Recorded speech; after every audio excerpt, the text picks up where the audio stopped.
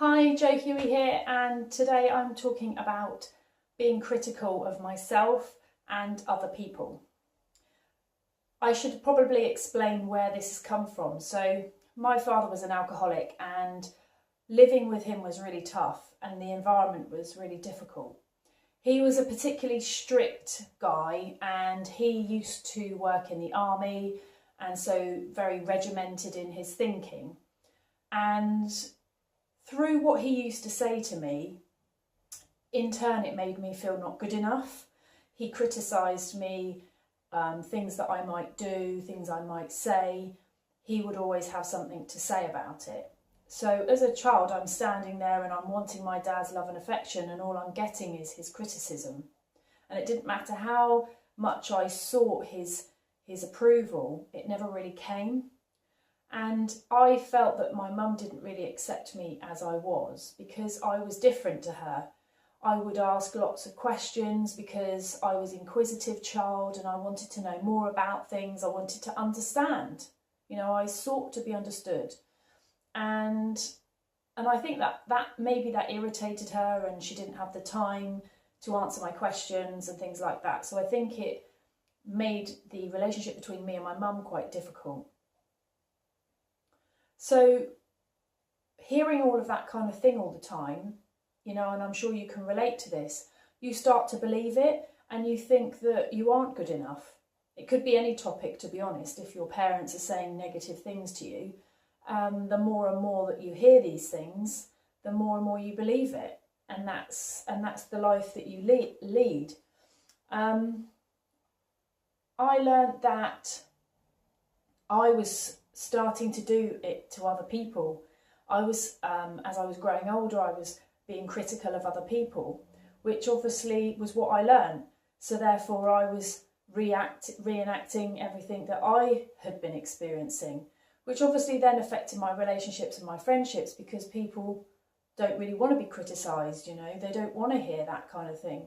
So it really made me feel quite alone, and my intention wasn't to upset people, but that was just the way that I was and what I'd learned.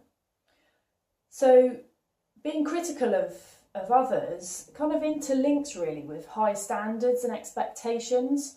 And I never really learned what was good enough, because when I was doing anything at home, specifically for my dad, I remember cleaning my bike within an inch of its life and it was so shiny.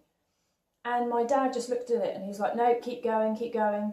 And I remember thinking, well, I literally don't know what else I need to do to this bike to make it any better than it is.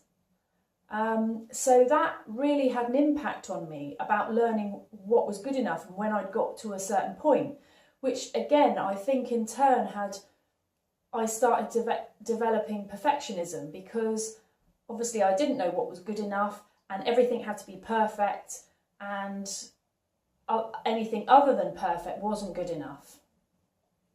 And so I think that I also lost the ability to be empathetic to other people.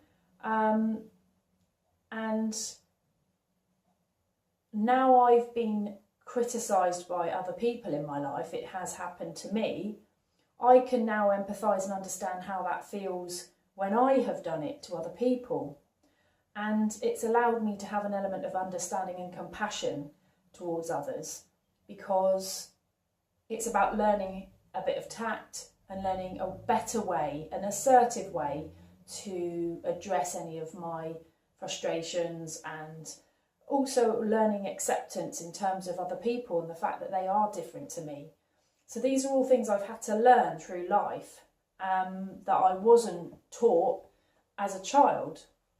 So I hope that you can relate to this video and maybe you've experienced something similar that I've experienced. Self-help books and therapy and all of those kind of things are the things that's helped me in my journey. And this is an ongoing journey for me, which I'm more than happy with because it's making me a better person and I'm much more content in myself. So I'd love to hear any stories that you have about being critical of yourself or other people. Please feel free to email me at joe@joehuey.co.uk. You can always visit my website, which is joehuey.co.uk, and I'm also on Facebook, Twitter and LinkedIn. I look forward to speaking to you soon. Take care, bye.